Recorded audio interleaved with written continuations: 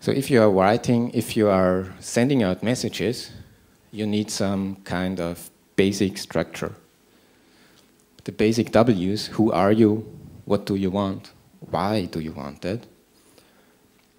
And here it is very important to be clear about that. Also,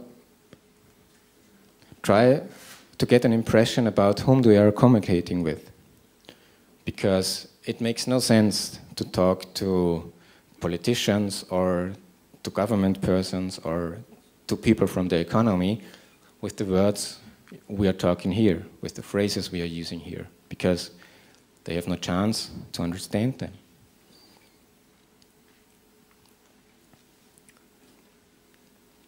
There is something called mantras. Mantras are basic checks. Mantras is something that allow you to check a text or a message or something you send out. And you have to prepare for that in choosing a stereotype, something.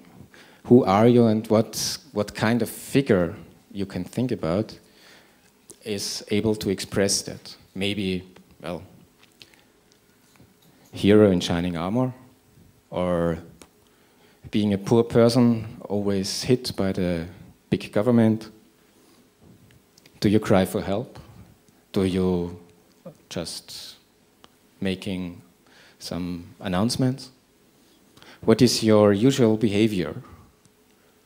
What is your viewpoint on a specific topic? Is the topic good? Is it bad? What's your mood with that? Are you angry, frightened? Are you more amused? Are you in that area? Do you have distance? This is about creating some kind of virtual person, some virtual identity that should reflect you or the organization you are writing for, because these properties should now merge into mantras, questions. Is this really the shining hero speaking? Is it really the behavior of that virtual entity? Is it really that viewpoint? Is it the mood? And every mantra is a simple set of questions, also for one transmission channel, which means if you communicate with different targets, or let's say partners, then you might have different moods, different behavior with that communication peers. But of course, you should not change your viewpoints. Not saying to one that data retention is very cool and that you like it, and on the other hand saying to other people that it is the baddest thing that you've heard of.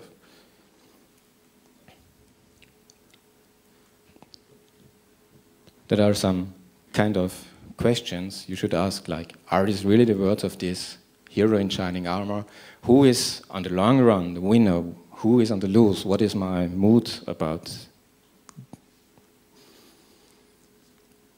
The basic ingredients of a message is a clear vision of what you want to do, what you want to achieve, and what you want to talk about. Because messages must be very short. What is the content of it? What do you want to deliver? And what is the format? Note that there are some standard formats for messages. There is a standard format for news, there's a standard format for articles, there is a standard format for blogging, there's a standard format for radio.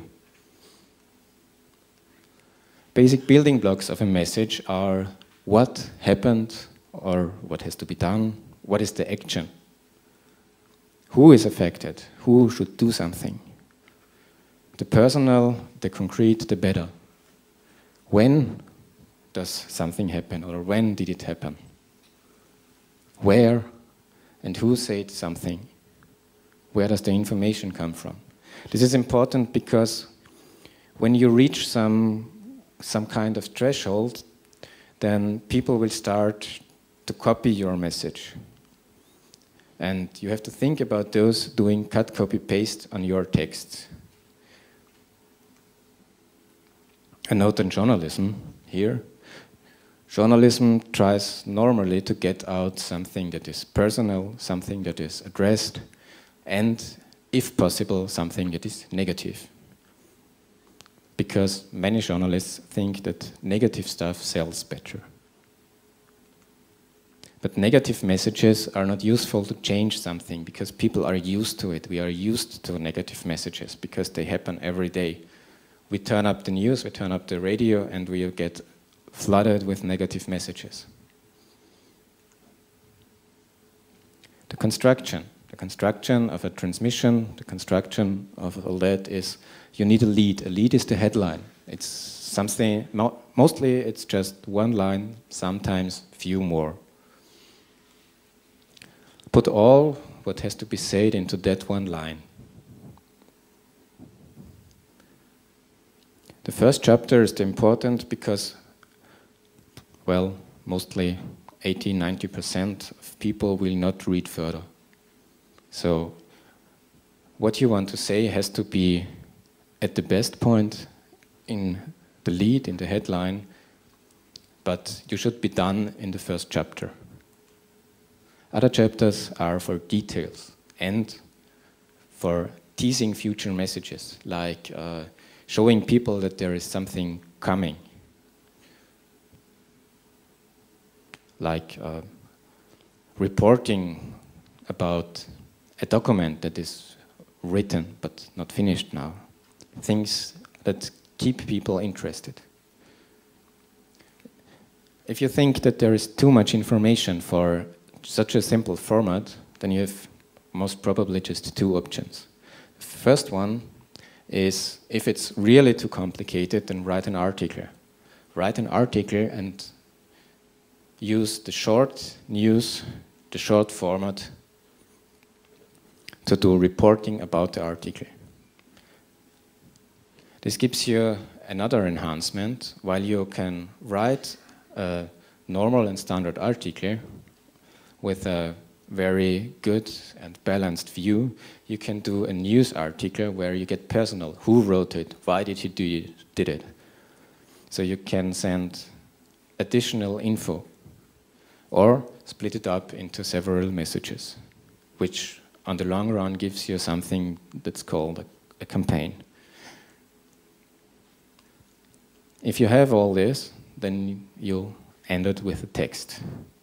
The text is more or less raw, but then you should try to apply these mantras we've talked about.